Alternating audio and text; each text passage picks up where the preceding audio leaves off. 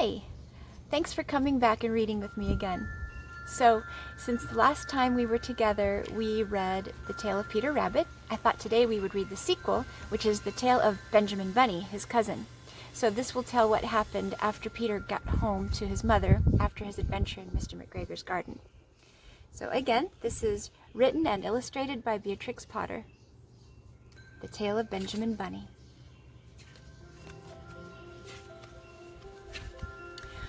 One morning, a little rabbit sat on a bank. He pricked his ears and listened to the trit-trot of a pony. A gig was coming along the road. It was driven by Mr. McGregor, and beside him sat Mrs. McGregor in her best bonnet. As soon as they had passed, little Benjamin Bunny slid down into the road and set off with a hop, skip, and a jump to call upon his relations who lived in the wood at the back of Mr. McGregor's garden. There he goes. That wood was full of rabbit holes, and in the neatest, sandiest hole of all lived Benjamin's aunt and his cousins, Flopsy, Mopsy, Cottontail, and Peter. Old Mrs. Rabbit was a widow. She earned her living by knitting rabbit wool mittens and muffetees. I once bought a pair at a bazaar. She also sold herbs and rosemary tea and rabbit tobacco, which is what we call lavender.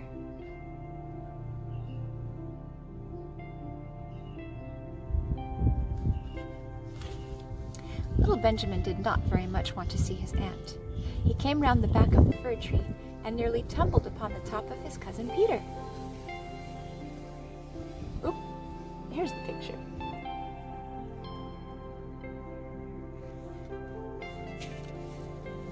Peter was sitting by himself.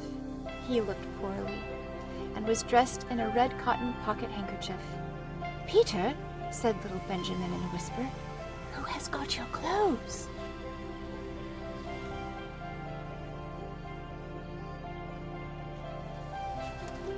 Peter replied, "The scarecrow in Mr. McGregor's garden," and described how he had been chased about the garden and had dropped his shoes and coat. Little Benjamin sat down beside his cousin and assured him that Mr. McGregor had gone out in a gig, and Mrs. McGregor also, and certainly for the day, because she was wearing her best bonnet.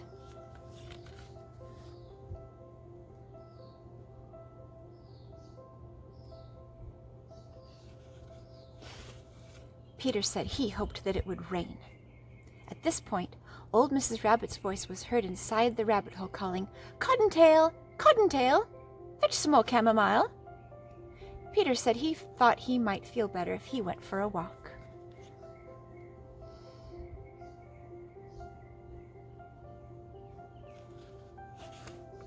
They went away hand in hand and got upon the flat top of the wall at the bottom of the wood. From here they looked down into Mr. McGregor's garden. Peter's coat and shoes were plainly to be seen upon the scarecrow, topped with an old tam-o'-shanter of Mr. McGregor's.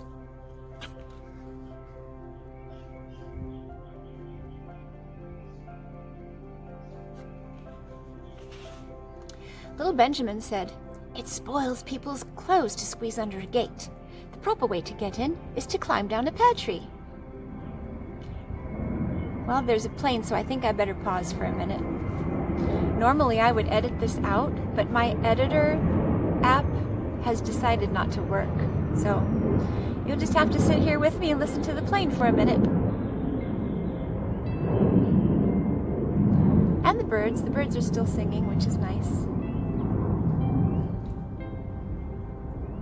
That would be weird if all of a sudden the birds stopped singing when planes went over. Okay, now it's quiet. All right, so little Benjamin said, "It spoils people's clothes to squeeze under a gate. The proper way to get in is to climb down a pear tree." Peter fell down head first, but it was of no consequence, as the bed below was neatly raked and quite soft.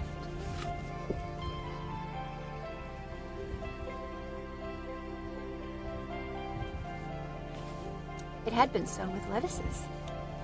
As they left a great many odd little footmarks all over the bed, especially little Benjamin, who was wearing clogs. You can see their little footprints.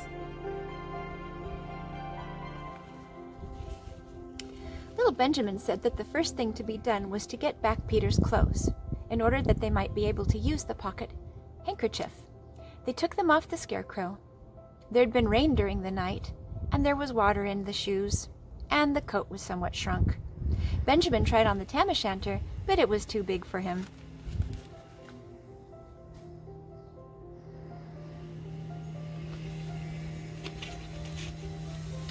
Then he suggested that they should fill the pocket handkerchief with onions as a little present for his aunt. Peter did not seem to be enjoying himself. He kept hearing noises.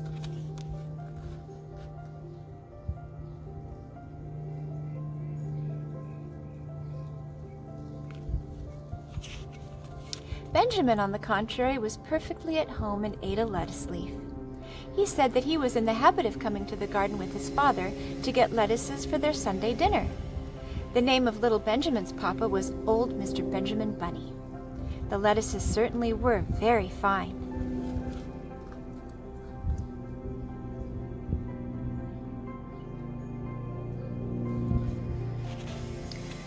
Peter did not eat anything.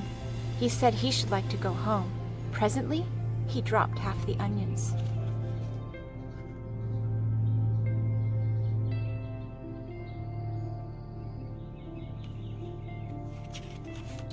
Little Benjamin said that it was not possible to get back up the pear tree with a load of vegetables. He led the way boldly toward the other end of the garden. They went along a little walk on planks under a sunny red brick wall. The mice sat on their doorsteps cracking cherry stones. They winked at Peter Rabbit and Little Benjamin Bunny.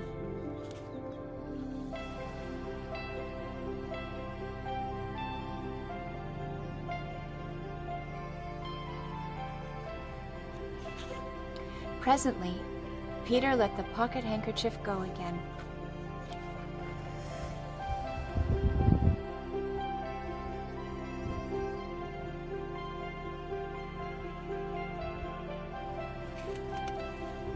They got amongst the flower pots and frames and tubs. Peter heard noises worse than ever. His eyes were as big as lollipops. He was a step or two in front of his cousin when he suddenly stopped.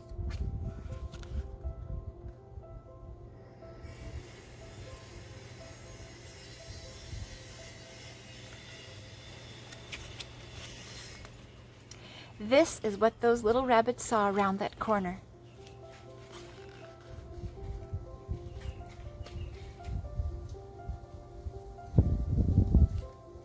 Little Benjamin took one look, and then, in half a minute, less than no time, he hid himself and Peter and the onions underneath a large basket. The cat got up and stretched herself and came and sniffed at the basket. Perhaps she liked the smell of onions. Anyway, she sat down upon the top of the basket.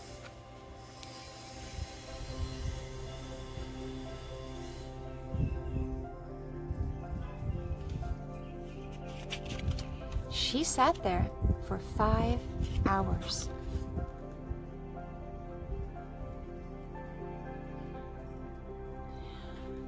I cannot draw you a picture of Peter and Benjamin underneath the basket because it was quite dark. And because the smell of onions was fearful, it made Peter Rabbit and Little Benjamin cry. The sun got round behind the wood, and it was quite late in the afternoon, but still the cat sat upon the basket. There she still is 5 hours later. It's a long time. At length, there was a pitter-patter, pitter-patter, and some bits of mortar fell from the wall above. The cat looked up and saw old Mr. Benjamin Bunny prancing along the top of the wall of the upper terrace. He was smoking a pipe of rabbit tobacco and had a little switch in his hand. He was looking for his son. Somebody's in trouble.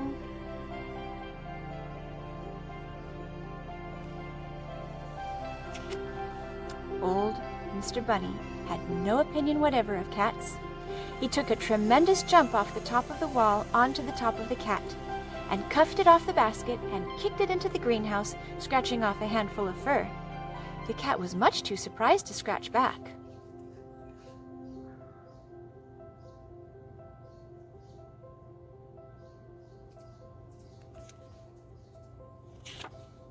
When old Mr. Bunny had driven the cat into the greenhouse, he locked the door. Then he came back to the basket and took out his son Benjamin by the ears and whipped him with the little switch. Then he took out his nephew Peter.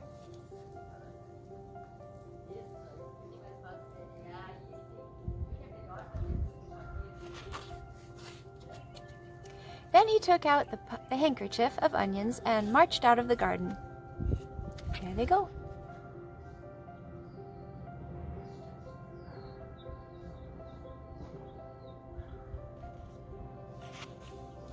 When Mr. McGregor returned about a half hour later, he observed several things which perplexed him. It looked as though some person had been walking all over the garden in a pair of clogs, only the footmarks were too ridiculously little. Also, he could not understand how the cat could have managed to shut herself up inside the greenhouse, locking the door upon the outside. When Peter got home, his mother forgave him because she was so glad to see that he had found his shoes and coat. Cottontail and Peter folded up the pocket handkerchief, and old Mrs. Rabbit strung up the onions and hung them from the kitchen ceiling with the bunches of herbs and the rabbit tobacco. The end.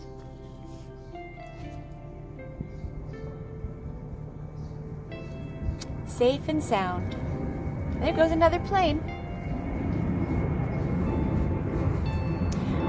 Well, hopefully I'll get some editing software that will help me to take out all this noise and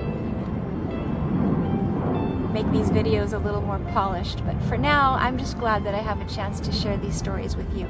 I have so many books, and some of them are quite old. So what I think I'll do next is I'm going to take out all my books, all my children's books, and just spread them out. And I'm going to videotape all the books and let you see what I have and let you decide what you would like me to read next. So come back and visit my channel again, have a look at my library, and then let me know what you'd like me to read next. Thank you so much for sitting with me and reading with me today. I always love our visits. Take care, stay safe, and I'll see you again soon. See you next time.